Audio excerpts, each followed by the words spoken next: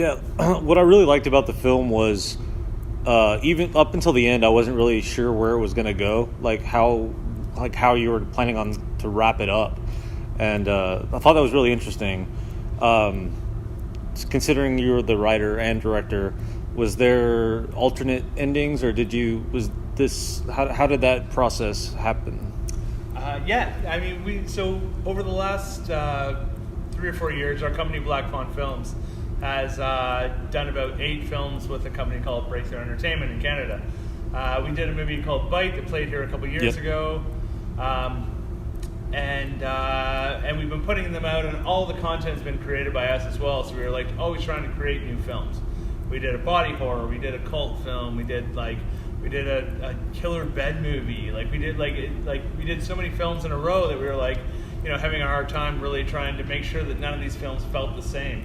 And this movie was something that we were like, you know what, we want to do something different and actually mesh some genres together a little bit, and also do something that kind of makes it builds on characters a little bit more, like less on gore and effects and really genre-y things. So we went and did this, and the original ending actually had them go outside, and as they drove away, Gloria looked in the back seat, and you saw that William was there, and he was stitching himself up, and it was kind of a bit of a happy ending. They were all going to go to El Paso together, and they got their jar of money, and it's all going to be a great ending.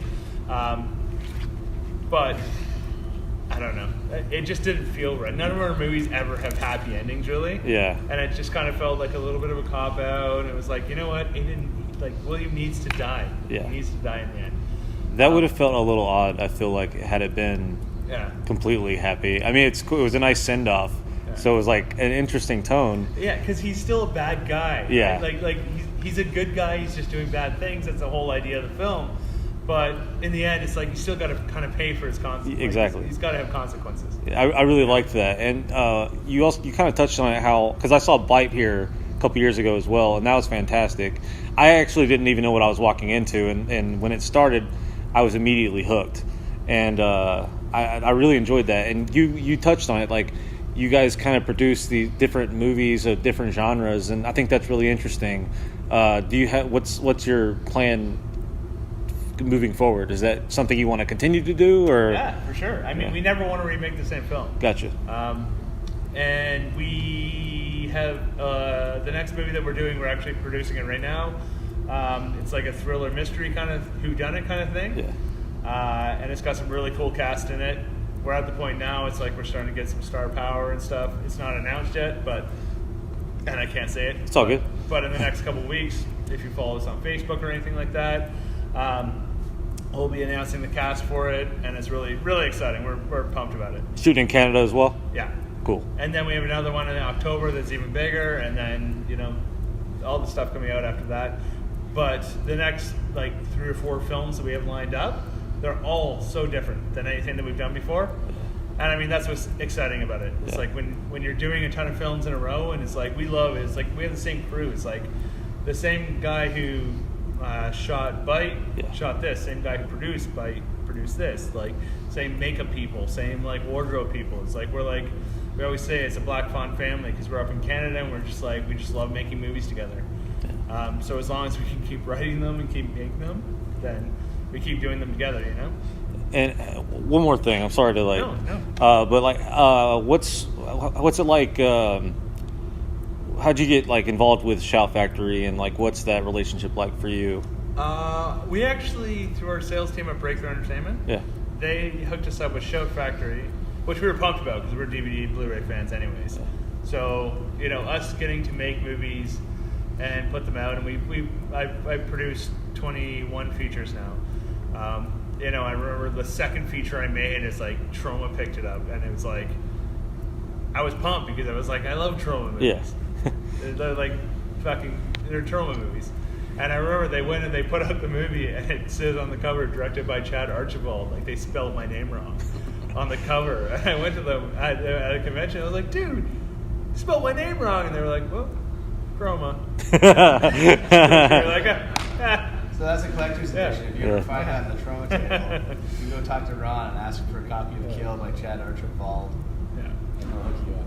So we went and we've distributed with like Lionsgate and Lionsden. Like we've done stuff all over the world with so many different distributors, and I was pumped when we did Bite because Show Factory came on, and they're so awesome. They put out such good releases. They care about special features. They care about their artwork. They care about all the stuff that they do, like how they release it, their press, like everything's so awesome. And we had such a good experience with them that whenever we did this one and they picked it up,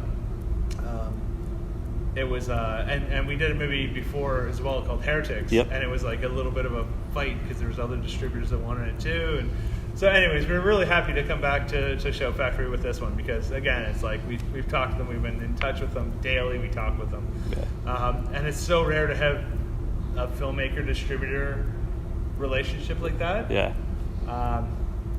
It really is. And it's really special. And there's people like Arrow and Show Factory that actually care. They come to conventions. They they're here and they're present and they're talking to fans and they're putting out special features and they're putting out quality releases.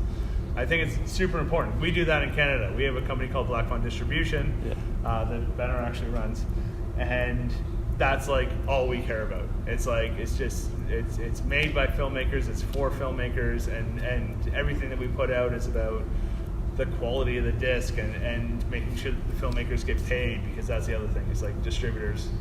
I'm sorry, but if you're a filmmaker, is anyone filmmakers in here? Filmmakers in the world are like, in the film industry, are like the bottom of the barrel. Like it's all the other people that make money and put things out or whatever. But it's like it's so hard for a filmmaker to continue making movies, especially at an independent level. But people like Show Factory, it's like they make sure that funds actually do come to the filmmakers. Yeah, there's always an argument or a discussion at least about the death of physical media that we always have, and it's a lot of people think it's dead and nobody buys it anymore. But we would argue and say that if you put out a good quality product and it's reasonably priced, then people will buy it if that's what they're into, right? And I'm a Blu-ray collector. I've got more Blu-rays than I should have, but I love stuff that Show Factory puts out and Arrow and that sort of thing. Like it's really, really awesome. And the people that say that stuff are people that don't come to things like this. Yeah. You know what I mean? It's like people here are still buying stuff. And that's not to discredit anyone who just wants to buy digital, because we're from Toronto, so Toronto's kind of like a mini New York kind of deal. So it's like people live in like apartments that are 500 square feet and like they don't have room for like a physical collection, right? So they just buy their stuff on iTunes or whatever. So that's not to discredit what you need to get if you're in that situation, but I think it's a bit ridiculous to discount the fact that nobody buys physical media. Like I walked through this place like earlier today, and like Unearthed Films and Arrow, like they're just like, I mean, they can't. Nobody's sitting around, right? Yeah. Like everyone's putting stuff in bags and selling products. So I think if you put in the time, the effort, and make a good quality product, I think people will like it. And that's and so it's great when we partner up with someone like Show Factory, where they handle the U.S. release, and we're able to kind of have our hands in on the Canadian release. So it kind of partners up, and it works really well. I can tell you, like, honest to God, I showed like some interest in this screening, and they will not leave me alone. Like they wanted to make sure that I was here to communicate with you guys and see the movie. Yeah, so they give a shit about you. So that's really cool to see that kind of working on both sides. But it is true that they actually don't tell them this, because I'm sure they don't want to share it. But they're like, you guys are our favorite people to work with, because you guys push your films to the end of time. We always do. It's like there's so many people involved in making a movie that it's like, and we're such good friends. Yeah. There's so many movies that get made, and by the end of it, it's like everyone's arguing and they fight over royalties and all that stuff, and they all dissipate, and no one really cares about it. It's like with us, it's like we push our films, like we're pushing films that we made like, I don't know, 8 years ago. Yeah. Like still at conventions, like pushing them, getting people out for signings, and it's like people are still coming, they still love it. It's important to kind of keep pushing what you've done. It's important.